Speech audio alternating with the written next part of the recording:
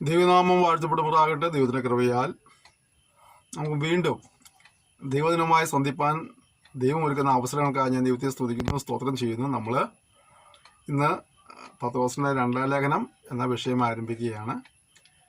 കഴിഞ്ഞ നാളുകളിൽ നിങ്ങൾ നൽകിയതായ എല്ലാ പ്രോത്സാഹനത്തിന്, സഹകരണത്തിന്, പ്രാർത്ഥനയുടെ പിൻബലത്തിനായി ഞാൻ നന്ദി പറയുന്നു. ദൈവം നിങ്ങളെല്ലാവരെയും ധാരാളമായി അനുഗ്രഹിക്കുമാറാകട്ടെ. ഈ കാലവർഷത്തിൻ്റെ കെടുതികളൊക്കെ ഉണ്ടായിരുന്നെങ്കിലും നമുക്ക് ഇന്നേ വരെ നമ്മൾ റെക്കോർഡിങ് എഡിറ്റിംഗ് ഒന്നും മുടങ്ങാതെ, അപ്ലോഡിങ് മുടങ്ങാതെ അത് തുടരുവാൻ കർത്താവ് സഹായിച്ചതോർത്ത് ഞാൻ ദൈവത്തെ സ്തുതിക്കുന്നു. സകല മഹത്വവും ദൈവത്തിന് അർപ്പിക്കുകയാണ്. നിങ്ങളുടെ പ്രാർത്ഥനയൊക്കെ ഞങ്ങൾക്ക് തുണയായിരുന്നു. തുടർന്നും ഞങ്ങളെ ഓർത്ത് പ്രാർത്ഥിക്കുവാൻ ഓർമ്മിപ്പിക്കുകയാണ്. പത്രോസിൻ്റെ 2-ാം ലേഖനം എന്ന് പറയുമ്പോൾ നമുക്കറിയാം, ഇത് ആകമാന ക്രിസ്തീയ സമൂഹത്തിനായി എഴുതപ്പെട്ട ഒരു ലേഖനമാണ്, ഒരു സാർവത്രിക ലേഖനമാണ്. ഉദ്ദേശം എന്നുള്ളത് ദുരുപദേശങ്ങൾക്കെതിരെ സഭയെ ബോധവാന്മാരാക്കുക എന്നുള്ളതായിരുന്നു ഈ ലേഖനത്തിൻ്റെ ഉദ്ദേശം. വിശ്വാസത്തിൽ നിലനിൽക്കുവാനുള്ള ആഹ്വാനം കർത്താവ് ഈ ലേഖനത്തിലൂടെ നമുക്ക് നൽകുന്നുണ്ട്. സ്ഥിതിവിധിയുടെ കണക്കുകൾ പറയുകയാണെങ്കിൽ ഇത് 61-ാമത്തെ പുസ്തകമാണ്. വേദപുസ്തകത്തില് 3 അധ്യായമുണ്ട്, 61 വാക്യങ്ങളുണ്ട്. ഒരു ചോദ്യമുണ്ട്, 51 ചരിത്രപരമായ വാക്യങ്ങളുണ്ട്. നിവൃത്തിയായ 7 പ്രവചനങ്ങളും നിവൃത്തിയാകാത്ത 8 പ്രവചനങ്ങളും ഇതിനകത്തുണ്ട്. ഉള്ളടക്കം 1-ാം അധ്യായത്തിലെ 1-2 വാക്യങ്ങളിൽ അഭിവാദനമാണ്. 1-ന്റെ 3 മുതൽ 21 വരെ വിശ്വാസം രക്ഷയിലേക്ക് നയിക്കുന്നു എന്നുള്ളതായ ചരിത്രത്തെ വിവരിക്കുന്നു. 2-ന്റെ 1 മുതൽ 22 വരെ ദുരുപദേശ പ്രചാരണത്തെ ശാസിക്കുകയാണ്. 3-ന്റെ 1 മുതൽ 18 വരെ പ്രവചനവും വിശ്വാസവും എന്ന വിഷയത്തെ കൈകാര്യം ചെയ്യുന്നു. അതുപോലെ ഇവ രണ്ടും ക്രിസ്തീയ ദൗത്യത്തിന് സഹായകരമാണ് എന്നുള്ളതായ വിവരണം നൽകുകയാണ്. ഇതിൻ്റെ ഉള്ളടക്കം നാം പഠിക്കുമ്പോൾ നമ്മുടെ ജീവിതത്തിൽ അതെല്ലാം പ്രാവർത്തികമാക്കിക്കൊണ്ട് അനുഗ്രഹങ്ങൾ പ്രാപിപ്പാനും വളരെ പ്രാർത്ഥനയോടെ നമുക്ക് ഈ പഠനത്തിലേക്ക് നമ്മുടെ ശ്രദ്ധ കൊണ്ട് തുടർന്ന് ഇങ്ങനെയാണ്: യേശു ക്രിസ്തുവിൻ്റെ ദാസനും അപ്പസ്തോലനുമായ ശിമോൻ പത്രോസ്, നമ്മുടെ ദൈവത്തിൻ്റെയും രക്ഷിതാവായ യേശു ക്രിസ്തുവിൻ്റെയും നീതിയാൽ ഞങ്ങൾക്ക് ലഭിച്ചതുപോലെ അതേ വിലയേറിയ വിശ്വാസം ലഭിച്ചവർക്ക് എഴുതുന്നത്. അപ്പോൾ ഇത് ആർക്കൂടി എഴുതുന്ന അഡ്രസ്സ് ചെയ്യുന്നുണ്ട്. എന്താ പറയുന്നത്? നമ്മുടെ ദൈവത്തിൻ്റെയും രക്ഷിതാവായ യേശു ക്രിസ്തുവിൻ്റെയും നീതിയാൽ ഞങ്ങൾക്ക് ലഭിച്ചതുപോലെ അതേ വിലയേറിയ വിശ്വാസം ലഭിച്ചവർക്ക് എഴുതുന്നത്. അപ്പോൾ നമ്മളുടെ വിശ്വാസത്തെക്കുറിച്ച് പരിശുദ്ധാത്മാവ് രേഖപ്പെടുത്തുന്ന അറിയോ, വിലയേറിയ വിശ്വാസമാണെന്നാണ്. വിലയേറിയ വിശ്വാസം. എന്നിട്ട് അടുത്തത്, ദൈവത്തിൻ്റെയും നമ്മുടെ കർത്താവായ യേശുവിൻ്റെയും പരിജ്ഞാനത്തിൽ നിങ്ങൾക്ക് കൃപയും സമാധാനവും വർദ്ധിക്കുമാറാകട്ടെ. ഇതിലാണ് ദൈവത്തിൻ്റെയും നമ്മുടെ കർത്താവായ യേശുവിൻ്റെയും പരിജ്ഞാനത്തിൽ നിങ്ങൾക്ക് കൃപയും സമാധാനവും വർദ്ധിക്കുമാറാകട്ടെ. അടുത്തത്, തൻ്റെ മഹത്വത്താലും വീര്യത്താലും നമ്മെ വിളിച്ചവൻ്റെ പരിജ്ഞാനത്താൽ അവൻ്റെ ദിവ്യശക്തി ജീവനും ഭക്തിക്കും വേണ്ടിയതൊക്കെയും നമുക്ക് ദാനം ചെയ്തിരിക്കുന്നുവല്ലോ. പത്രോസ് ഒരു വളരെ വലിയ കാര്യം പറയുകയാണ്.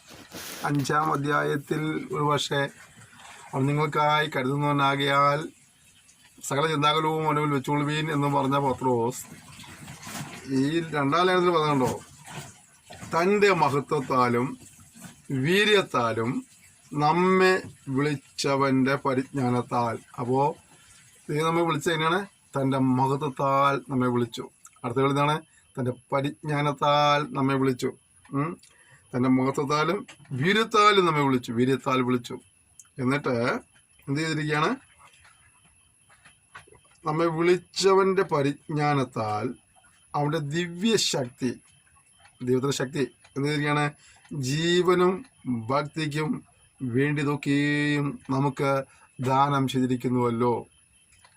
ഇപ്പം കിട്ടും, അപ്പം കിട്ടും, നീ കൈ ഉയർത്തി ഹല്ലേലൂയ പറഞ്ഞാൽ മതി, സ്തോത്രം പറഞ്ഞാൽ അങ്ങനെ പറയുന്ന സംവിധാനം ഒന്നല്ല. കർത്താവിൻ്റെ വചനം പറയുന്നത് നിനക്ക് ജീവനും ഭക്തിക്കും ആവശ്യമായതൊക്കെ എന്ത് ചെയ്തിട്ടുണ്ട്? കർത്താവ് നമുക്ക് നൽകിയിരിക്കുക, ഓൾറെഡി നൽകിയിരിക്കുക. ചിലപോലെ ഈ ദൂത് ഏറ്റെടുത്ത് ആരാധിച്ചാൽ വിടുതലാണ്, ഈ ദൂത് ഏറ്റെടുത്ത് കൈവെട്ടിയാൽ അല്ലാണ്, അല്ലേ? അങ്ങനെയൊന്നുമല്ല. കർത്താവ് നമുക്ക് ജീവനും ഭക്തിക്കുള്ളതെല്ലാം കർത്താവ് നൽകിയിരിക്കുക. നമ്മൾ ഏറ്റെടുക്കാനും ചവിട്ടുകൂടാനും അറിയാനൊന്നും പോകണ്ട. ദൈവത്തെ സേവിക്കുക. ദൈവം നമുക്ക് ആവശ്യമുള്ള ഒരുക്കിയിട്ടുണ്ട്. അവൻ നൽകിയിരിക്കുന്നുവല്ലോ എന്ന, അല്ലേ? നൽകുമെന്നൊക്കെ ആണെങ്കിൽ നമുക്ക് അതിനോട് എന്തൊക്കെ മാട്ടിക്കൊട്ടിയൊക്കെ പറയാം. നമ്മുടെ വചനം പറഞ്ഞത് നമ്മുടെ ജീവനും നമ്മുടെ ഭക്തിക്കും ആവശ്യമുള്ളത്, അല്ലേ? ആവശ്യമുള്ളത് വേണ്ടിയതൊക്കെയും നമ്മുടെ പറഞ്ഞ വേണ്ടിയതൊക്കെയും എന്ത് ചെയ്തിരിക്കുന്നു? നമുക്ക് ദാനം ചെയ്തിരിക്കുകയാണ്. നമ്മൾ അങ്ങോട്ട് എന്തെങ്കിലും ചെയ്ത് കൊടുത്തിട്ട് ഇങ്ങോട്ട് കിട്ടുമെന്നല്ല, അല്ലേ? ഇത് ഏറ്റെടുത്താൽ വിടുതൽ അങ്ങനെയൊന്നല്ല. വിടുന്നതാണ് നമുക്ക് അവൻ ദാനമായി നൽകിയിരിക്കുക. പിശാച് പലപ്പോഴും നമ്മൾ ഈ സത്യം ഗ്രഹിക്കാതിരിക്കത്തക്ക വണ്ണം നമ്മളെ മാട്ടിക്കൂട്ടി കൊണ്ടുപോകാറുണ്ട്. ചിലപ്പോൾ നമ്മുടെ പ്രഭാഷകരെ പോലും അതിനു വേണ്ടി ചിലപ്പോൾ അവൻ കരങ്ങളെടുത്ത് വന്നേക്കാം. വചനം പറയുന്നത് നമുക്ക് ജീവനും ഭക്തിക്കും വേണ്ടിയതൊക്കെയും എന്ത് ചെയ്തിരിക്കുന്നു? ദാനമായി നൽകിയിരിക്കുന്നു. നമ്മുടെ കർത്താവിൻ്റെ ആ സ്നേഹവും കർത്താവിൻ്റെ കരുതലും പരിപാലനം ഓർത്ത് ഞാൻ ദൈവത്തെ സ്തുതിക്കുന്നു. നിശ്ചയമായി നിങ്ങൾക്കും അത് അനുഭവിച്ചറിയുവാൻ കർത്താവ് അവസരങ്ങൾ ഒരുക്കുന്ന ഓർത്ത് ഞാൻ ദൈവത്തെ സ്തുതിക്കുകയാണ്. അടുത്തത്, അവയാൽ നമുക്ക് വിലയേറിയതും അതിമഹത്വമായ വാഗ്ദത്തങ്ങളും നൽകിയിരിക്കുന്നു. ഇതൊക്കെ ചെയ്തു വെച്ച കർത്താവ് എന്തിരിക്കുകയാണ്? അവയാൽ അവൻ നമുക്ക് വിലയേറിയതും അതിമഹത്വമായ വാഗ്ദത്തങ്ങളും നൽകിയിരിക്കുന്നു. എൻ്റെ പ്രിയപ്പെട്ടവരെ, ഇനി നിങ്ങളുടെ ഗമനത്തിന് ആവശ്യമായ വാഗ്ദത്തങ്ങൾ കർത്താവ് നൽകിയിട്ടുണ്ട്.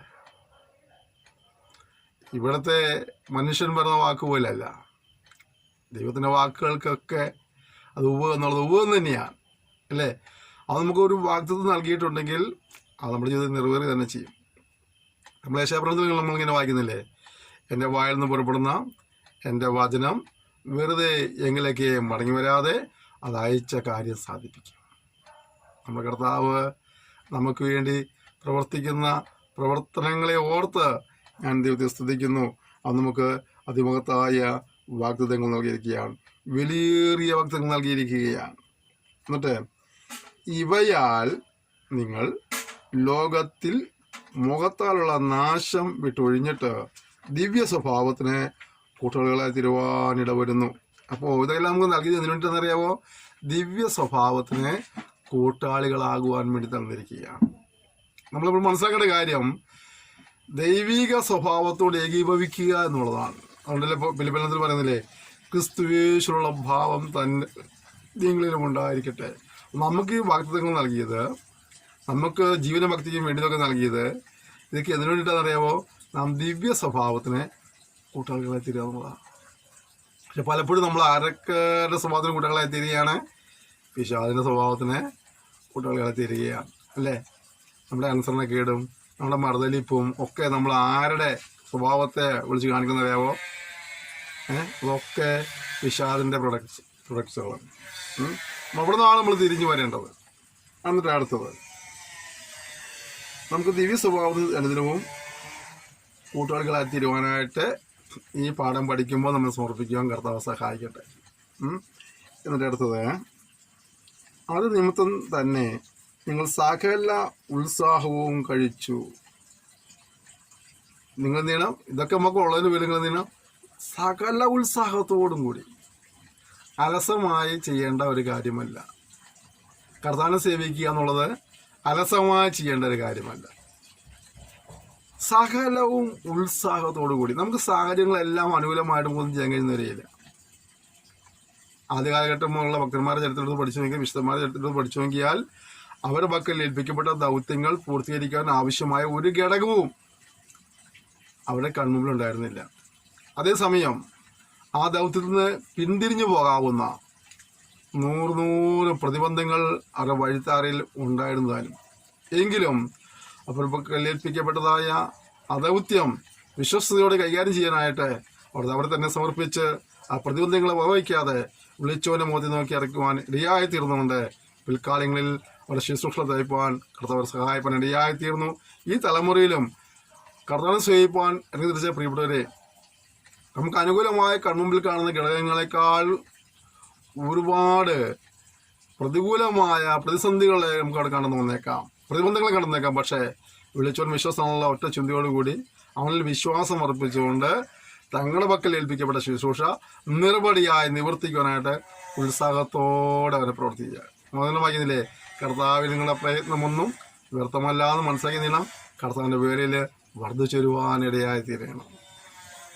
ഓക്കെ, അപ്പോൾ നിങ്ങൾ സകല ഉത്സാഹം കഴിച്ചിട്ട് എന്ത് ചെയ്യണമെന്ന് പറഞ്ഞത്, നിങ്ങളുടെ വിശ്വാസത്തോട് വീര്യവും, വീര്യത്തോട് പരിജ്ഞാനവും, പരിജ്ഞാനത്തോട് ഇന്ദ്രിയജയവും, ഇന്ദ്രിയജയത്തോട് സ്ഥിരതയും, സ്ഥിരതയോട് ഭക്തിയും, ഭക്തിയോട് സഹോദരപ്രീതിയും, സഹോദരപ്രീതിയോട് സ്നേഹവും കൂട്ടിക്കൊള്ളുവീൻ. ഒരു വർധനവിൻ്റെ തലങ്ങളിലേക്ക് നമ്മൾ വരണമെന്ന് ദൈവം നമ്മെക്കുറിച്ച് ആഗ്രഹിക്കുക. നമ്മുടെ നാടൻ ഭാഷ പറയില്ല, നഷ്ടപ്പെട്ടൊരു കോട്ട പറിച്ചപ്പെട്ടൊരു കോട്ട.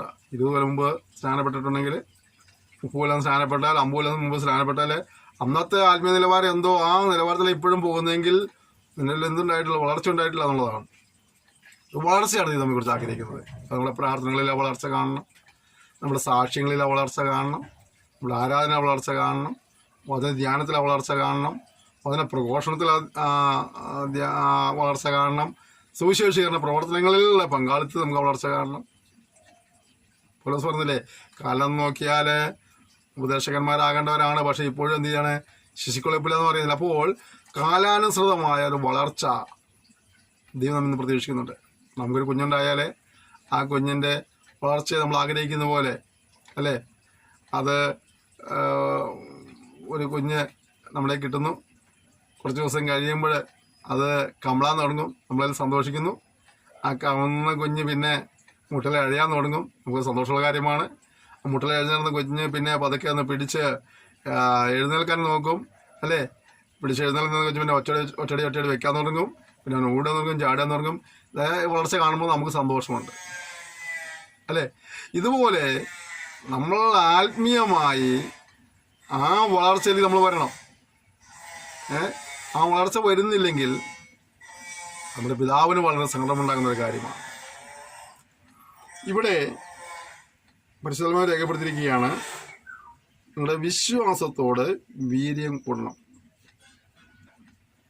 വീര്യത്തോടെ പരിജ്ഞാനം കൂടി വരണം, പരിജ്ഞാനത്തോടെ ഇന്ദ്രിയജയം കൂടി വരണം, ഇന്ദ്രിയജയത്തോടെ സ്ഥിരത ഉണ്ടാകണം, സ്ഥിരതയോട് ഭക്തി ഉണ്ടാകണം, ഭക്തിയോടുകൂടെ സഹോദരപ്രീതി വർദ്ധിക്കണം. അപ്പോൾ നമ്മുടെ ജീവിതത്തിൽ ഭക്തി വർദ്ധിക്കണം, ഭക്തിയോടുകൂടെ സഹോദരപ്രീതി വർദ്ധിക്കണം, സഹോദരപ്രീതിയോടുകൂടെ സ്നേഹം വർദ്ധിക്കണം. എന്നിട്ട് പറയും, ഇവയെല്ലാം നിങ്ങൾക്ക് ഉണ്ടായ വർദ്ധിക്കുന്നു എങ്കിൽ മാത്രമാണ് നിങ്ങൾ കർത്താവായ യേശുവിൻ്റെ പരിജ്ഞാനം സംബന്ധിച്ച് ഉത്സാഹമില്ലാത്തവരും നിഷ്ഫലന്മാരും ആയിരിക്കുകയില്ല എന്ന് പറഞ്ഞാൽ, ഇവയൊക്കെ ഉണ്ടായി വർദ്ധിച്ചില്ലെങ്കിൽ നിങ്ങൾ ആരാണ്? അലസന്മാരാണ്, മടിയന്മാരാണ്, ഫലമില്ലാത്തവരാണ്. ഇവ നിങ്ങൾക്കുണ്ടായി വർദ്ധിക്കുമ്പോൾ നിങ്ങൾ ഉത്സാഹമുള്ളവരായിത്തീരുന്നു, ഫലമുള്ളവരായിത്തീരുന്നു. നമ്മൾ ഫലം കായ്ക്കാൻ കർത്താവിനെ കുറിച്ച് ആഗ്രഹിക്കുക. നമ്മൾ വചനം പഠിക്കുമ്പോൾ കാണുന്നില്ലേ, ഞാൻ നിങ്ങളെ തിരഞ്ഞെടുത്തിരിക്കുക. നിങ്ങൾ എന്നെ തിരഞ്ഞെടുത്തല്ല, ഞാൻ നിങ്ങൾ തിരഞ്ഞെടുത്തു. എന്തിനു വേണ്ടിയിട്ടാണെന്നറിയാമോ? നിങ്ങൾ പോയി ഫലം കായ്ക്കണം, പോരാ, ആ ഫലം നിലനിൽക്കണം. അപ്പോൾ വല്ലപ്പോഴും ഒരു ഫലം, നമ്മൾ ഞായറാഴ്ച 10 മണി മുതലുള്ള ആ ഫലം കായ്ക്കണം മാത്രമല്ല, 7 ദിവസം ഫലം കായ്ക്കണം. 7 ദിവസം കിടത്തുന്ന സാക്ഷ്യം വഹിക്കണം. അങ്ങനെ സ്തുതിക്കുന്നതിൽ, ആരാധിക്കുന്നതിൽ, സാക്ഷ്യം വഹിക്കുന്നതിലൊക്കെ എല്ലാ ദിവസവും അത് വേണം. നമ്മൾ ഫലം കായ്ക്കുന്നവരായിരിക്കണം.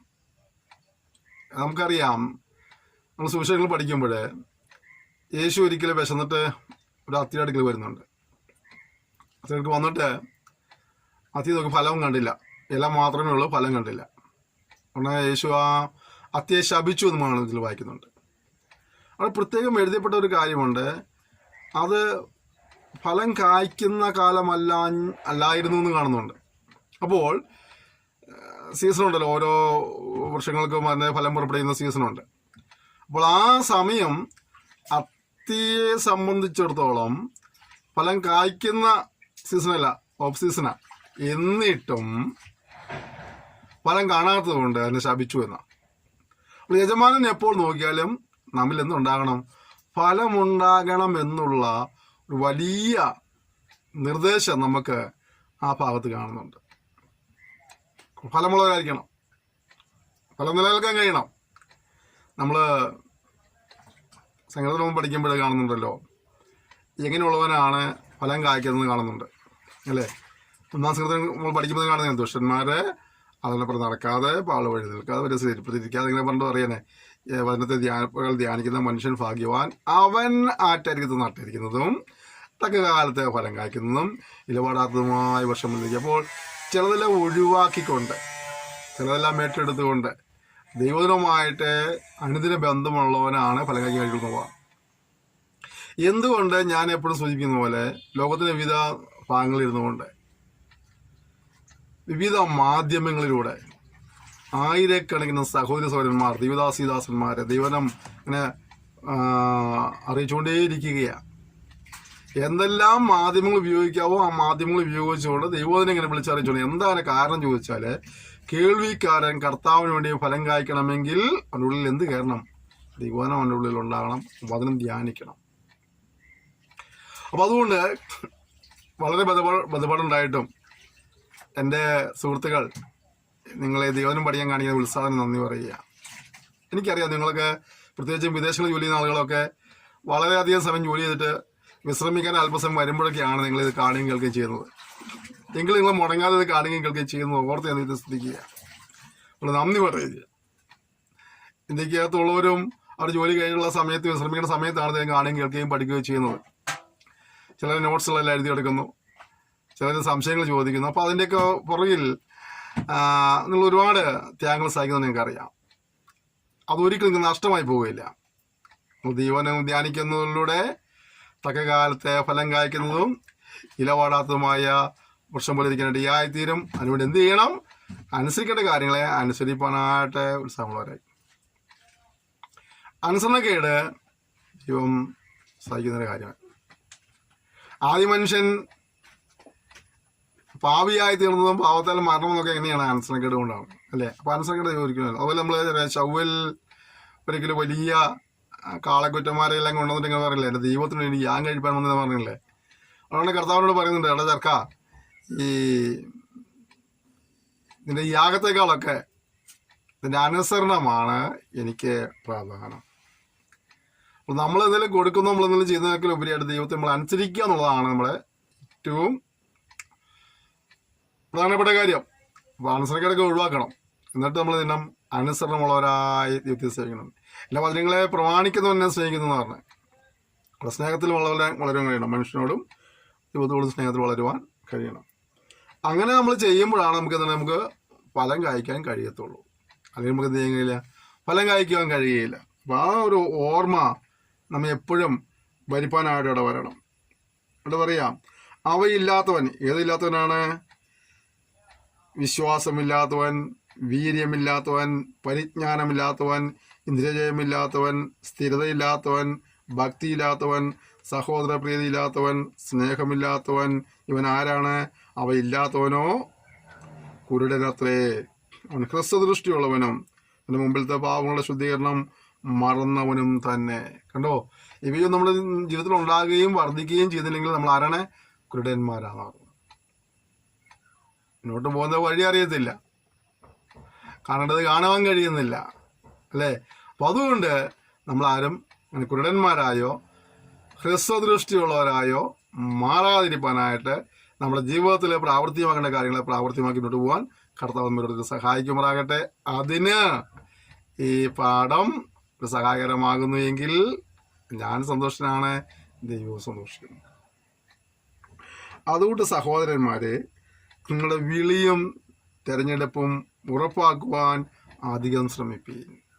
എൻ്റെ വിളിയും തിരഞ്ഞെടുപ്പും എന്ത് ചെയ്യണം? ഉറപ്പാക്കണം. നമ്മുടെ വിളി ഉറപ്പാക്കണം, തിരഞ്ഞെടുപ്പ് ഉറപ്പാക്കണം. അതിനോട് നിങ്ങൾ എന്ത് ചെയ്യണം? അധികം ശ്രമിക്കണം. ഞാൻ നേരത്തെ സൂചിപ്പിച്ചില്ലേ, അലസമായിട്ട് കൈകാര്യം ചെയ്യുന്ന ഒരു പരിപാടിയല്ലേ ഇത്. ദൈവത്തെ സേവിക്കുന്നത് ദൈവത്തിന്റെ ശബ്ദം കേട്ട് ഇറങ്ങി തിരിച്ചു. അതുകൊണ്ട് എല്ലാം ദൈവം അനുകൂലമാക്കി തരണം നിർബന്ധമൊന്നുമില്ല. സ്റ്റെപ്പുകൾ വെക്കുക വിശ്വാസത്താൽ. ബാക്കി കാര്യങ്ങളും കർത്താവ് പുറമേ ചെയ്ത് തീരും. എന്നോട് ചിലർ ചോദിക്കാറുണ്ട് ഈ റെക്കോർഡിങ്ങിനൊക്കെ വലിയ വീഡിയോ ഉണ്ടോ എന്ന് ചോദിക്കാറുണ്ട്. റെക്കോർഡ് ചെയ്യുന്ന വീഡിയോ ക്യാമറയൊക്കെ ഉണ്ടോ എന്ന് ചോദിക്കാറുണ്ട്. എൻ്റെ വീഡിയോ ക്യാമറയൊന്നുമില്ല. ഞാനൊരു ചെറിയ മൊബൈലിലാണ് ഇതൊക്കെ ചെയ്തുകൊണ്ടിരിക്കുന്നത്. ഈ റെക്കോർഡിങ്ങും ഈ എഡിറ്റിങ്ങും ഇതിൻ്റെ അപ്ലോഡിങ് എല്ലാം നടത്തുന്നത് എൻ്റെ ഒരു മൊബൈലിലൂടെയാണ്. ഈ മൊബൈല് പണി മുടക്കിയാൽ നമ്മുടെ ഈ കാര്യങ്ങൾക്കൊക്കെ മുടക്ക് വരും. ഞാൻ ഒരുപാട് പേരുടെ പ്രത്യേകിച്ച് ഞങ്ങളുടെ അധ്യാപക സമുദായ ആളുകൾ പറയാറുണ്ട്, മൊബൈലിന് ഒന്നും സംഭവിക്കാതിരിക്കാൻ വേണ്ടിയിട്ട് പ്രാർത്ഥിക്കണം. ചില സമയത്ത് റെക്കോർഡ് ചെയ്യുമ്പോൾ ഒരു അരമണിക്കൂറിൻ്റെ മെസ്സേജ് പോലും ചിലപ്പോൾ 6-7 പ്രാവശ്യമൊക്കെ നിർത്തി എടുക്കണം വരാറുണ്ട് മൊബൈല് എൻ്റെ റെക്കോർഡിംഗ് എന്നതായിട്ട്. ഞാൻ ചിന്തിക്കുകയാണ് എനിക്ക് നല്ലൊരു വീഡിയോ ക്യാമറ കിട്ടിയിട്ട് ഇത് ചെയ്യാമെന്ന് വിചാരിച്ചു. ഒരു പക്ഷേ കിട്ടുവാൻ കുറേ സമയങ്ങൾ വൈകിയാൽ അതുവരെ ഞാൻ ചെയ്യേണ്ട കാര്യങ്ങളെല്ലാം മുടങ്ങിപ്പോകും. ഇതിന് കൃപയാൽ ഉള്ള ക്രമീകരണം വെച്ചുകൊണ്ട് ഇതൊരു മിനിറ്റ് കർത്താവ് സഹായിച്ചു. എനിക്ക് തോന്നുന്നു 260-ലധികം ക്ലാസ്സുകൾ നമുക്കിതിലിപ്പോൾ തന്നെ ഇങ്ങനെ ചെയ്യാൻ കഴിഞ്ഞു. അല്ലാതെ തന്നെയുള്ള ഏകദേശം 700-ലധികം വീഡിയോസ് മറ്റു ചില ചാനലുകളിൽ എൻ്റെ കിടക്കുന്നുണ്ട്. അതൊക്കെ ഈ മൊബൈലിലൂടെ തന്നെ ചെയ്തതാണ്. നമുക്ക് എല്ലാ ഘടകങ്ങളും അനുകൂലമായി ലഭിച്ചു എന്ന് വരികയില്ല. പക്ഷേ വിശ്വാസ സ്റ്റെപ്പുകൾ വയ്ക്കുക, ദൈവം എല്ലാം പൂർത്തീകരിപ്പടിയായിത്തീരും. നമ്മുടെ ദൈവം വിശ്വസന ദൈവമാണ്. അതേ നമ്മുടെ ആവശ്യങ്ങളെ അറിയുന്നു, നമ്മുടെ അവസ്ഥകളെ അറിയുന്നു. നമുക്ക് വേണ്ടി സമയാസമയങ്ങളിൽ അത്ഭുതങ്ങളെ പ്രവർത്തിക്കുന്ന ശക്തനായ ദൈവമാണ്. ഒരുപക്ഷെ നമ്മൾ പ്രതീക്ഷിക്കുന്ന വഴിയിലൂടെ ആയിരിക്കില്ല ദൈവം പ്രവർത്തിക്കുന്നത്. എങ്കിലും ഒരു കാര്യം ഉറപ്പാണ്, നമ്മുടെ ആവശ്യങ്ങളെ അറിയുന്ന ദൈവം നമുക്കൊരു വഴികളെ തുറക്കാതെ ഇരിക്കുകയില്ല. അതുകൊണ്ട് നമ്മൾ വിളിയും തിരഞ്ഞെടുപ്പ് ഉറപ്പാക്കുക. എന്ത് കൊടുങ്കാറ്റടിച്ചാലും എന്ത് തിരമാല ഉണ്ടെങ്കിലും ഓർക്കേണ്ട കാര്യം അക്കരയ്ക്ക് പോകാമെന്ന് പറഞ്ഞ കർത്താവാണ്. പടകിൽ കയറിക്കും അക്കരയ്ക്ക് പോകാമെന്ന് അവൻ പറഞ്ഞാൽ പിന്നെയുള്ള കൊടുങ്കാറ്റുകൾ നമുക്ക് നീ ഭാരപ്പെട്ടിരിക്കേണ്ട ആവശ്യമില്ല, തിരമാലകൾ നമുക്ക് നീ പേടിക്കേണ്ട ആവശ്യമില്ല. കാരണം അക്കരയ്ക്ക് പോകാമെന്ന് പറഞ്ഞവൻ അവിടെ കൊണ്ട് എത്തിക്കാൻ വിശ്വസനായ ദൈവമാണ്. അതുകൊണ്ട് ഉറപ്പായിട്ടും വിശ്വാസമുള്ള സ്റ്റെപ്പിൽ വയ്ക്കുക. ദൈവം ഒരു ദർശനം തന്നിട്ടുണ്ടെങ്കിൽ, ദൈവം ഒരു അല്ലാതെ തന്നിട്ടുണ്ടെങ്കിൽ, ദൈവം നിന്നെക്കുറിച്ച് ഒരു ശുശ്രൂഷ ചെയ്യാൻ ഏൽപ്പിച്ചിട്ടുണ്ടെങ്കിൽ, അതിൻ്റെ പുറകിൽ അനുകൂലമായ ഘടകങ്ങളൊന്നും കണ്ടില്ലെങ്കിലും വിശ്വാസമുള്ള സ്റ്റെപ്പുകൾ വയ്ക്ക്. ഓരോ നിമിഷവും അത് മുന്നോട്ട് കൊണ്ടുവരാൻ ആവശ്യമായ കാര്യങ്ങൾക്ക് കർത്താവ് ക്രമീകരിപ്പനായിത്തീരും. ഒരു പക്ഷേ ഒരു വലിയ നീക്കിയിരിപ്പോ കെട്ടിയിരിപ്പോ ആദ്യമേ കർത്താവ് നമ്മളെ തന്നു വരികയില്ല. നിന്റെ ശുശ്രൂഷയ്ക്ക് ഒരു വർഷത്തേക്ക് ആവശ്യമില്ല കാര്യം ഇപ്പോൾ ഒരു തന്നേക്കാന്ന് ഒരു കർത്താവ് പറഞ്ഞു വരികയില്ല. പക്ഷെ ഓരോ നിമിഷവും ഓരോ ദിവസവും മുന്നോട്ട് പോകാൻ ആവശ്യമായതെല്ലാം കർത്താവ് ഒരിക്കലും ഇടയായിത്തീരുന്നു. മതി നോക്കുക, അക്കരയ്ക്ക് പോകാമെന്ന് പറഞ്ഞ അവൻ വിശ്വസ്തനാണ്. അതുകൊണ്ട് ആ തെരഞ്ഞെടുപ്പിൽ ആ വിളിയിൽ നമുക്ക് ഉറപ്പായിട്ട് കൊണ്ടു കർത്താവ് സഹായിക്കട്ടെ. ഇങ്ങനെ ചെയ്താൽ നിങ്ങൾ ഒരു നാളും ഇടറി പോകാതെ നമ്മുടെ കർത്താവും രക്ഷിതാവുമായ യേശുക്രിസ്തുവിന്റെ നിത്യരാജ്യത്തിലേക്കുള്ള പ്രവേശനം ധാരാളമായി പ്രാപിക്കുക. നമ്മുടെ വിളിയും തെരഞ്ഞെടുപ്പൊക്കെ ഉറപ്പാക്കി വിശ്വാസവും വീര്യവും പരിജ്ഞാനവും സ്ഥിരതയും ഭക്തിയും സ്നേഹവും സഹോദരപ്രീതിയും ഒക്കെ നമ്മൾ വർദ്ധിച്ച് കൊണ്ടുവരുന്നെങ്കിൽ നമുക്ക് നിത്യരാജ്യത്തിലേക്കുള്ള പ്രവേശനം ധാരാളമായി പ്രാപിക്കുവാൻ കഴിയും. അതൊക്കെ നമ്മൾ നിത്യതയോളം കൊണ്ട് എത്തിക്കുന്ന കാര്യങ്ങളാണ് മനസ്സിലാക്കുക. എന്നിട്ട് പത്രോസ് പറയുക, അതുകൊണ്ട് എന്ന് പറഞ്ഞാൽ മുകളിലുള്ള കുറേ കാര്യങ്ങൾ ഞാൻ പറഞ്ഞിട്ട് പറയുക, അതായത് നിങ്ങൾ മനസ്സിലാക്കിയിട്ട് പറയുകയാണ്. അതുകൊണ്ട് നിങ്ങൾ അറിഞ്ഞവരും എന്ന് പറഞ്ഞാൽ ഈ കാര്യങ്ങളെ മനസ്സിലാക്കിയവരും ലഭിച്ച സത്യത്തിൽ ഉറച്ചു നിൽക്കുന്നവരും എന്ന് വരികിലും നിങ്ങൾ എപ്പോഴും ഓർമ്മിപ്പാൻ ഞാൻ ഒരുങ്ങിയിരിക്കും. പത്രോസ് പറയുന്നത് നിങ്ങളെല്ലാവരും ആരും മോശക്കാരൊന്നും പത്രോസ് പറയുന്നില്ല. ഇതെല്ലാം നിങ്ങൾ അറിഞ്ഞവരാണ്, നിങ്ങളതിൽ ഉറച്ചു നിൽക്കുന്നവരാണ്. എങ്കിലും ഞാൻ നിങ്ങൾ പിന്നെ എപ്പോഴും ഓർമ്മിപ്പാൻ ഒരുങ്ങിയിരിക്കുക. ശുശ്രൂഷകൻ്റെ ദൗത്യം. എന്തുകൊണ്ടാണ് നമ്മൾ ഇത് കൂടെ ജനത്തെ കേൾപ്പിക്കുന്നത്? അവർക്കത് അറിയാം, ചിലത് അനുസരിച്ച് ജീവിക്കുന്നവരാണ്, ചിലത് ഒരുപക്ഷെ അത് അറിയാത്തവരുണ്ടാകാം, അനുസരിക്കാത്തവരുണ്ടാകാം. എങ്കിലും നമ്മൾ ഇരു സമൂഹത്തോട് നമ്മൾ വിളിച്ചു വരുന്ന കാരണം ആരും അലസമായി കൈകാര്യം ചെയ്ത് മറന്നുപോയി വീഴ്ച പറ്റി നിത്യത നഷ്ടപ്പെട്ടു പോകാതിരിക്കാൻ വേണ്ടി അവരെ പത്രോസ് പറയാ, ഞാൻ വീണ്ടും വീണ്ടും നിങ്ങൾ ഓർമ്മിപ്പിക്കുകയാണ്, റിമൈൻഡ് ചെയ്തുകൊണ്ടിരിക്കുകയാണ് അല്ലേ. എന്നിട്ട് അടുത്തത് അതിനുവേണ്ടി ഞാൻ ഒരുങ്ങിയിരിക്കുന്നു പറഞ്ഞത്. പ്രിയപ്പെട്ടവരെ, നമ്മുടെ ചുറ്റുപാട് സമൂഹത്തോടെ കർത്താവിൻ്റെ വചനം അറിയിക്കാനായിട്ട് ഒരു ഒരുക്കം നമുക്കുണ്ടാകട്ടെ. ജനങ്ങളെ കൂടുതൽ കൂടുതൽ കേൾപ്പിക്കുവാനായിട്ട് ഏതെല്ലാം സോഴ്സുകൾ ഉപയോഗിക്കാൻ കഴിയുമോ ആ സോഴ്സുകളെല്ലാം ഉപയോഗിച്ചുകൊണ്ട് തന്നെ ദൈവവചനത്തിൻ്റെ വ്യാപനത്തിനായിട്ട് ഉത്സാഹിപ്പാനുള്ള ഒരു ഒരുക്കം നമുക്കുണ്ടാകണം. പത്രോസ് പറയാം, ഞാൻ വീണ്ടും ഓർമ്മിപ്പിക്കാൻ ഒരുങ്ങിയിരിക്കുക. ആ ഒരുക്കം നമുക്കുണ്ടാകണം. നമ്മൾ രക്ഷിക്കപ്പെട്ടു ശരിയാ, സ്നാനപ്പെട്ടു അഭിഷേകം പ്രാപിച്ച നല്ല കാര്യമാണ്, നമ്മൾ വചനം പഠിച്ച നല്ല കാര്യമാണ്. പക്ഷേ ചുറ്റുള്ള സമൂഹത്തോട് ഇത് പറഞ്ഞു കൊടുക്കാനുള്ള ഉത്തരവാദിത്വം നമുക്കാണ്. യേശുവിനെ അറിയുക, യേശുവിനെ അറിയിക്കുക, വചനം പഠിക്കുക, വചനം പഠിപ്പിക്കുക, ഇത് നമ്മുടെ ഉത്തരവാദിത്വമാണ് അല്ലേ. പത്രോസ് പറയാം, ഞാൻ അതിനുവേണ്ടി ഒരുങ്ങിയിരിക്കുക. ആ ഒരു ഒരുക്കം നമ്മളുണ്ടോ? ശാന്തമായി ചിന്തിക്കാം. ഇല്ലെങ്കിൽ ഇതൊക്കെ പഠിക്കുമ്പോൾ നമ്മെ തന്നെ സമർപ്പിച്ച് ക്രമീണത്തിൽ വരുവാനായി കർത്താവ് നമ്മെ സഹായിക്കുമാറാകട്ടെ. നമ്മുടെ കർത്താവായ യേശു ക്രിസ്തു എനിക്ക് തന്ന അറിവ് തന്നതുപോലെ എൻ്റെ കൂടാരം പൊളിഞ്ഞു പോകുവാൻ അടുത്തിരിക്കുന്നതെന്ന് ഞാൻ അറിഞ്ഞിരിക്കുകയാൽ ഞാൻ ഈ കൂടാരത്തിൽ ഇരിക്കുന്നിടത്തോളം നിങ്ങളെ ഓർപ്പിച്ചുണർത്തുക യുക്തമെന്ന് വിചാരിക്കുന്നു. പത്രോസ് പറയുകയാണ്, തൻ്റെ കാലം തീരാറായതിനുള്ള ബോധ്യം പത്രോസിനുണ്ടായിരുന്നു. അത് കർത്താവ് ചിലരുടെ ജീവിതാവസാനത്തെക്കുറിച്ചൊക്കെ ചിലർക്ക് ഒരു വെളിപ്പാട് കൊടുക്കാറുണ്ട്, ഒരു ബോധ്യം കൊടുക്കാറുണ്ട്. അങ്ങനെയൊക്കെ അവർ പറഞ്ഞ സമയങ്ങളിലും പ്രായങ്ങളിലൊക്കെ മരിച്ചു പോയിട്ടുള്ള ആളുകളെ കുറിച്ച് എനിക്കറിയാം. എൻ്റെ പിതാവ് അദ്ദേഹം മരിക്കുന്നതിന് കുറച്ച് ദിവസങ്ങളൊക്കെ ഹോസ്പിറ്റലിൽ കിടക്കുകയും അത്യാസന്ന നിലയിലായിട്ടുള്ള പല സന്ദർഭങ്ങളുണ്ടായിട്ടുണ്ടായിരുന്നു. അങ്ങനെ ബന്ധുക്കളെ വിളിച്ച് വരുത്തുകയും അങ്ങനെ ചെയ്ത് ഒരുപാട് കാര്യങ്ങൾ ചെയ്തു. ഒരു ദിവസം അദ്ദേഹം ഇതുപോലെ ഉച്ചയ്ക്ക് ഭക്ഷണം കഴിക്കുന്ന സമയത്ത് അതിന് ഇഷ്ടപ്പെട്ട ഒരു കറിയുണ്ട്. അദ്ദേഹം പറയുന്നത്, എനിക്ക് കറി കൂട്ടി ചോറുണ്ടെന്ന് പറഞ്ഞാൽ ഞങ്ങൾ ആ കറി മേടിച്ചു. ഞങ്ങൾ ഒരുമിച്ചിരുന്ന്, ഞാനും എൻ്റെ മാതാവും എൻ്റെ പിതാവും ഒരുമിച്ചിരുന്ന് ഭക്ഷണം കഴിച്ചു. അദ്ദേഹം ആ സമയത്ത് വളരെ എൻ്റെ സംസാരിക്കുകയും തൻ്റെതായ കാര്യങ്ങൾക്കെല്ലാം പോകാനത്തെ ബലം പ്രാപിച്ച സന്ദർഭമായിരുന്നു. അതിന് മുമ്പുള്ള ഒരുപാട് നാളുകളിലൊക്കെ ഹോസ്പിറ്റലിൽ തന്നെയായിരുന്നു. അവിടെ കിടക്കുന്ന സമയത്തൊക്കെ വളരെ ശരീരം ക്ഷീണാവസ്ഥയിലായിരുന്നു. ശ്വാസതടസ്സം ഉണ്ടായിട്ട് ഓക്സിജൻ കൊടുത്ത് കിടത്തിയ അനേക സന്ദർഭം ഉണ്ടായിട്ടുണ്ട്.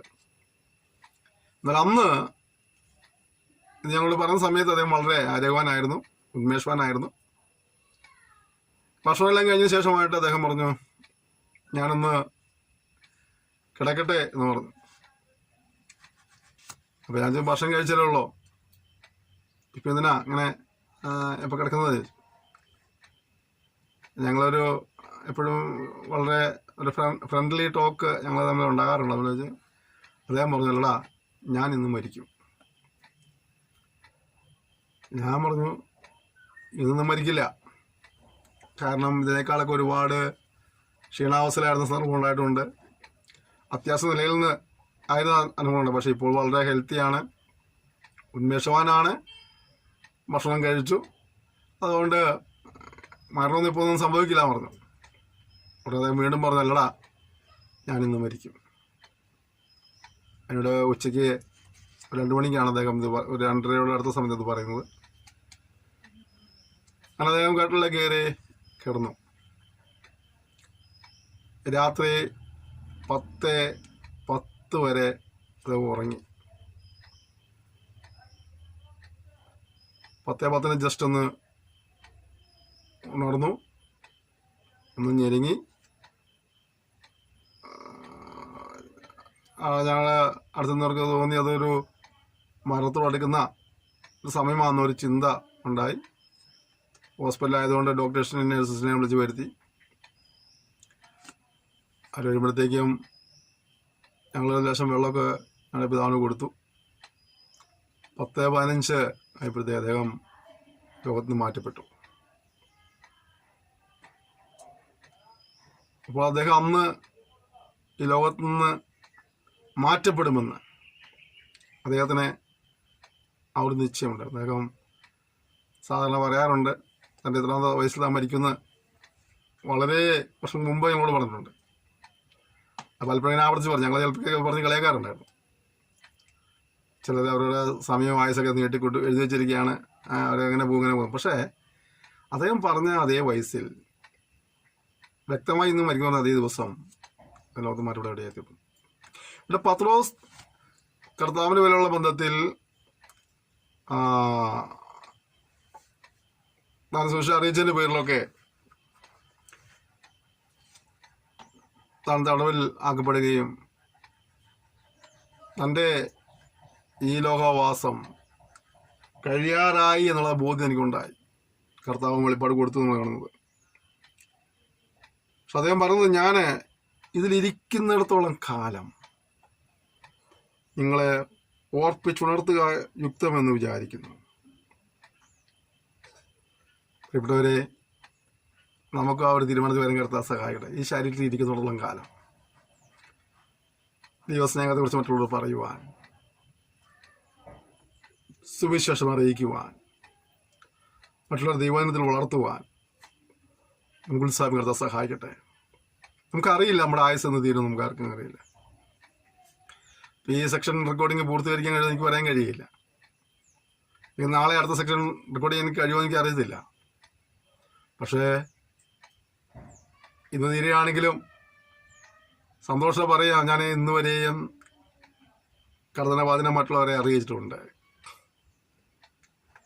നാളെ ആണെങ്കിലും പറയാൻ കഴിയണം, 4 കൊല്ലം കഴിഞ്ഞാലും 40 കൊല്ലം കഴിഞ്ഞാലും പറയാൻ കഴിയണം, ഞാൻ ഇതുവരെയും കർത്താവിൻ്റെ സാക്ഷിയായിരുന്നു, അവനെ ആരാധിച്ചിരുന്നു, അവനെ സേവിച്ചിരുന്നു, സാക്ഷ്യം വഹിച്ചിരുന്നു, സുവിശേഷം പറഞ്ഞിരുന്നു, മറ്റുള്ളവരെ വചനം പഠിപ്പിച്ചിരുന്നു പറയത്തക്ക രീതിയിൽ നമുക്കും ഓരോരുത്തർക്കും അങ്ങനെ തീരുമാനം കർത്താവ് സഹായിക്കട്ടെ.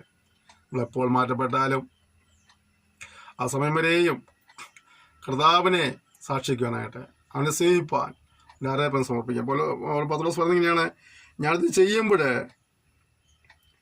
നിങ്ങളെൻ്റെ നിര്യാണ ശേഷവും എപ്പോഴും ഓർത്തുകൊള്ളുന്നതൊക്കെ ഞാൻ ഉത്സാഹിക്കും. എൻ്റെ ജീവിതം ഇവിടെ അവസാനിച്ചാലും കേൾവിക്കാർ ഇത് ഓർത്തിരിക്കുമെന്ന് അതിനെ ഓർമ്മിപ്പിക്കുകയാണ്. അങ്ങനെയെങ്കിൽ പ്രിയപ്പെട്ടവരെ, നമ്മൾ ജീവിച്ചിരിക്കുമ്പോൾ നാം ദൈവവചനം മറ്റുള്ളവർ പറഞ്ഞു കൊടുക്കുന്നെങ്കിൽ, നാം മറ്റുള്ള സുവിശേഷം പറയുന്നെങ്കിൽ, നമ്മളെപ്പോൾ അവസാനിച്ചാലും നമ്മുടെ ശബ്ദം പിന്നെയും ഇവിടെ മറ്റുള്ളവർ സംസാരിച്ചിരിക്കും. പ്രത്യേകിച്ചും ഈ സോഷ്യൽ മീഡിയയുള്ള കാലഘട്ടത്തിൽ നമുക്ക് അറിയാം, എന്തെങ്കിലും ഒരു മെസ്സേജ് റെക്കോർഡ് ചെയ്തിട്ട് കഴിഞ്ഞാൽ നമ്മൾ പോയാൽ നമ്മുടെ ശബ്ദം സംസാരിച്ചുകൊണ്ടേയിരിക്കും. പ്രധാനപരി താമസിക്കുന്നെങ്കിൽ ഒരു തലമുറയോടും ശേഷമുള്ള തലമുറയോടൊക്കെ ദൈവത്തിൻ്റെ ആത്മാവ് നമ്മളിലൂടെ സംസാരിക്കേണ്ടതായി, നമ്മുടെ ശബ്ദത്തിൽ സംസാരിക്കാനിടയായിത്തീരും. അതുകൊണ്ട് ലഭിക്കുന്ന അവസരങ്ങൾ കർത്തനാമത്തെ ഉയർത്തുവാനായിട്ട്, അല്ല സാക്ഷ്യം വഹിപ്പാനായിട്ട് സമർപ്പിച്ച് നമുക്ക് ദൈവത്തിൽ ഒരുമിച്ച് പ്രാർത്ഥിക്കാം. നമ്മളിൽ വർദ്ധനമുണ്ടാകട്ടെ, ഒരു ആത്മീയ വളർച്ച നമുക്കുണ്ടാകട്ടെ. ദൈവത്തിൻ്റെ പരിശുദ്ധം ഓർമ്മിപ്പിച്ചതുപോലെ നാം ഭക്തിയിലും പരിജ്ഞാനത്തിലും വിശ്വാസത്തിലും വീര്യത്തിലും സഹോദരപ്രീതിയിലും സ്നേഹത്തിലൊക്കെ വളരുന്നവരായി തീരുവാനായിട്ട് കർത്താവിനെ സമർപ്പിച്ച ദിവസം പ്രാർത്ഥിക്കാം. നമ്മൾ മടിയന്മാരായി, ആത്മീയമായി മടിയന്മാരായി പോകുന്നവരായിട്ടല്ല, ആത്മീയമായി നിഷ്ഫലന്മാരായി പോകുന്നവരായിട്ടല്ല, ആത്മീയമായി കുരുടന്മാരായി പോകുന്നവരായിട്ടല്ല, നമ്മൾ അവിടെയൊക്കെയും ഫലമുള്ളവരായി തീരുവാനായിട്ട് നമ്മൾ സമർപ്പിച്ച ദിവസത്തിൽ പ്രാർത്ഥിക്കാം. ഇത് വെറുതെയല്ല, ഇവയൊക്കെ നമ്മൾ ഉണ്ടാകുന്നതോടുകൂടി മുന്തിയാണ് നിത്യരാജ്യത്തിലേക്കുള്ള പ്രവേശനം ധാരാളമായി പ്രാപിക്കുവാനോട് വരികയാണ്. നമ്മൾ നിത്യതയിലേക്ക് പ്രവേശിക്കുവാൻ നമുക്ക് സഹായകരമാകുന്ന അനുഭവമായതുകൊണ്ട് നിത്യ നഷ്ടപ്പെട്ടു പോകാതിരിക്കാനായി നമ്മൾ സമർപ്പിച്ച് ദൈവത്തിൽ ഒരുമിച്ച് പ്രാർത്ഥിക്കാം. ഇതുവരെയും കർത്താവായ യേശു ക്രിസ്തുവുമായിട്ട് വ്യക്തിപരമായി ബന്ധം സ്ഥാപിച്ചെടുക്കാത്ത ആരെങ്കിലും കേൾക്കുന്നെങ്കിൽ നിങ്ങൾ തമാശയെ തോന്നരുത്. ഇതിൻ്റെ പുറകിൽ ദൈവത്തിൻ്റെ പരിശുദ്ധാത്മാവിന് വലിയ ശബ്ദമുണ്ട്, അവഗണിച്ചു പോകരുത്. ഇത്ര വലിയ രക്ഷ ഗണ്യമാക്കാതെ പോയാൽ എങ്ങനെ തെറ്റുവഴിയും എന്നുള്ള വചനം നമ്മെ വീണ്ടും വീണ്ടും കർത്താവിനെ അടുപ്പിക്കുകയാണ്.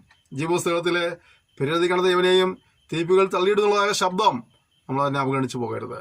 ഒരു മനുഷ്യൻ സർവ്വലോകം നേടിയാലും തന്നെ ആത്മാവ് നഷ്ടമാക്കിയാൽ എന്ത് പ്രയോജനം? ഈ കാര്യങ്ങളൊക്കെ മനസ്സിലാക്കിക്കൊണ്ട് തന്നെ കർത്താവായ യേശുവിനെ രക്ഷകനെ അംഗീകരിച്ച് പാവങ്ങളേറ്റ് പറഞ്ഞ് ഉപേക്ഷിച്ച് ദൈവത്തെ ഭയപ്പെട്ട് ജീവിപ്പാൻ, കൽപ്പന അനുസരിപ്പാൻ തീരുമാനമെടുക്കാം. തീരുമാനമെടുത്തവർ അതിൻ്റെ പവിത്രതയോടെ സേവിപ്പാനായി സമർപ്പിച്ച് ഒരുമിച്ച് ദൈവത്തോട് പ്രാർത്ഥിക്കാം. സ്വർഗീയ പിതാവേ, തന്ന സെക്ഷനായി സ്തോത്രം ചെയ്യുന്നു. ഹൃദയമായി സംസാരിപ്പാനിടയായി തീർന്നല്ലോ. തുറന്ന സെക്ഷൻ ദൈവം സംസാരിക്കുമ്പോഴാണെന്ന് പ്രാർത്ഥിക്കുന്നു. ഈ കേൾവിക്കാരെല്ലാം കർത്താവ് അനുഗ്രഹിക്കണമേ. ഈ പഠിതാക്കളെ നീ അനുഗ്രഹിക്കുമ്പോഴാകണം.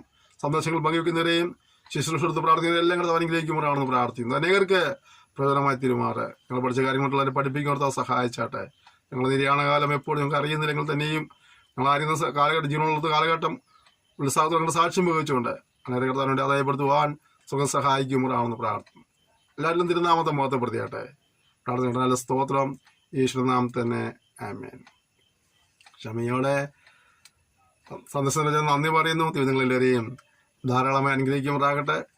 കർത്താവിൻ്റെ വരവ് താമസിച്ചാൽ ഇവിടുത്തെ സെക്ഷനിൽ വീണ്ടും കാണാം. അതുവരെയും കർത്താവിൻ്റെ വിസ്താരം ചെറുതെ നമ്മൾ സൂക്ഷിക്കാനായിട്ട് പരസ്പരം ഓർത്ത് പ്രാർത്ഥിക്കാം. നിങ്ങളുടെ എല്ലാ സഹകരണത്തിനും പ്രോത്സാഹനം ഒരുക്കി കൂടി നന്ദി പറയുന്നു. Thank you. May God bless you.